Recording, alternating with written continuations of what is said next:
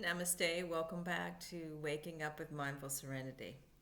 And we are going to continue answering or talking about impromptuly some concepts that are found in a jar. They're just be pulled, one concept is pulled out, and I do my best to speak on it within a 4 minute time frame. I'm going to say within an 8 minute time frame because I have been going over my time. These concepts are so important to me that I tend to ramble on a little bit more than I initially set out to do. So regardless of that, I'm going to pull the concept from the jar. I'm going to take a deep breath to kind of center myself. And then I'm going to read the concept. And this is a really good one. And I don't know, for some reason, I think I might have spoken about this one before, but I'm going to talk about core beliefs. Core beliefs. And what are core beliefs? Beliefs, we know, are just deeply ingrained ideas or assumptions or opinions we have about a certain something. And core refers to the core as someone who's, been a fitness leader and a yoga teacher, and have done some Pilates. Core basically in the body refers to the, abdominal muscles. And that's supposed to be the support system. So I like to think of the core as the center of something, the center of who we are, which often is in that abdominal area. There is an abdominal area in yoga known as the Denshin, and it's also in Taoist philosophy as well. And it's just supposed to be that which houses the chi or the prana or the vital energy of the body. And you could think of it, in the Densha is actually right before in front of the spinal cord, where the Kundalini energy is said to be wrapped around the spine. So significantly, that core of the body is related to the core of our experience. And a core belief is something that we hold very deeply. If we look in terms of the levels of the mind, you've probably heard of conscious mind, subconscious mind, and unconscious mind, according to Freudian psychoanalysis and ideation.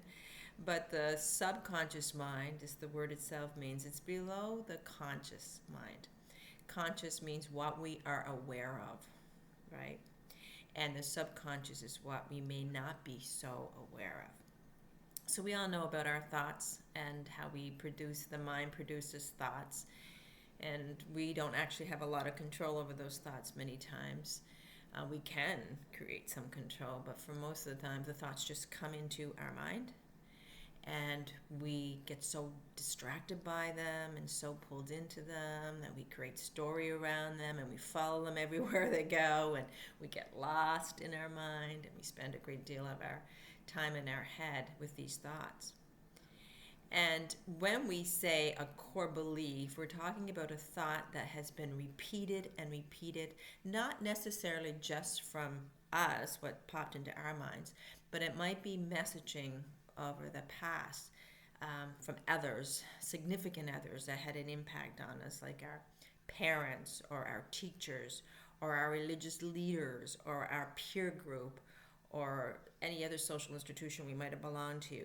And this messaging is repeated and repeated and becomes so ingrained in us, it slips past the conscious mind and goes down into the subconscious mind, where it is stored. And if it's in the subconscious, we may not even be aware of that belief. We're just aware of the effects of that belief without knowing where those effects are actually coming from. For example, if I had the core belief, like many of us humans do have, that we're just not enough the way we are, that just not enough belief, even if I'm not consciously aware that I have stored that belief in my subconscious, that there is this thought that's very powerful within me, that belief will impact every choice I make, everything I do.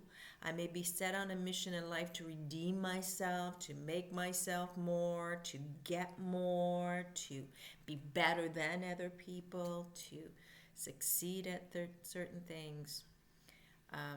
Or I may have just the opposite with self-fulfilling prophecy. If I don't think I'm enough, I may not even try to get more. I might just say, this is it. This is my plight. And I may develop like a fatalistic type of resignation to life, which is something many of us have as well. So we can go either way with that core belief. Not knowing that the choices I'm making and the way I'm experiencing life physically, energetically, behaviorally, are a result of this belief within me that I have stored, this core belief. So core beliefs are very, very powerful. They are thoughts. They are deeply ingrained thoughts that we may not even be aware of because they are stored in the subconscious. And their power is leaking through constantly. I like the way Dr. Sue Morter calls it. She doesn't refer to them as core beliefs, but she says how so much of our, and she doesn't use the word samskaras, but so much of this idea we have about ourselves is stored behind trap doors. It just overleaked and it got stored in the door, and the switch on the door locked, so it locked it inside, and we're not even aware it's in there, but it's impacting our lives.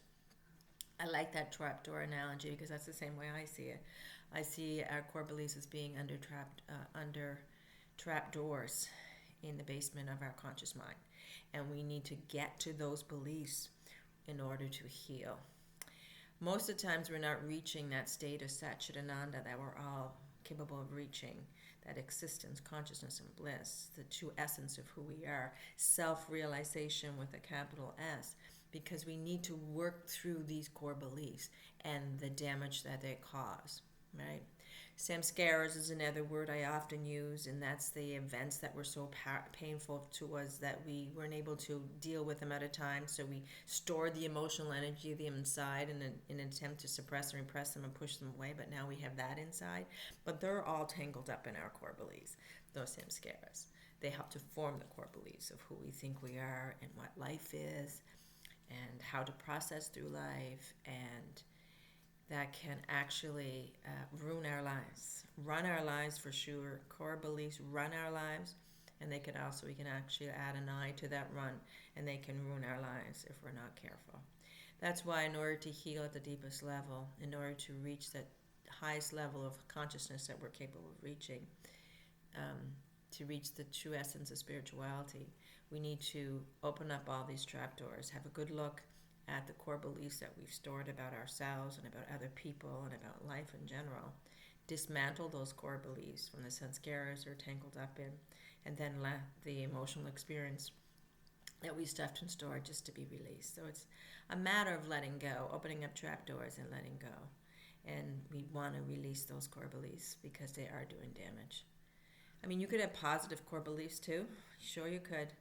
But more often than not, it's been proven that we tend to stick to things that are more negative than we do that core beliefs that are life enhancing.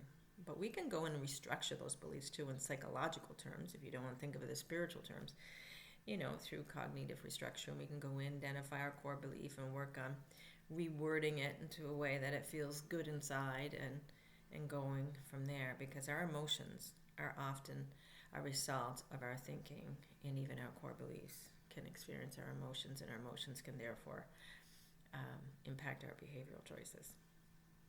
Well, it's something to think about. And yes, I rambled on again and again and again. Thank you for joining me. That was my idea or take on core beliefs. I hope it made sense. Have a wonderful day. Namaste.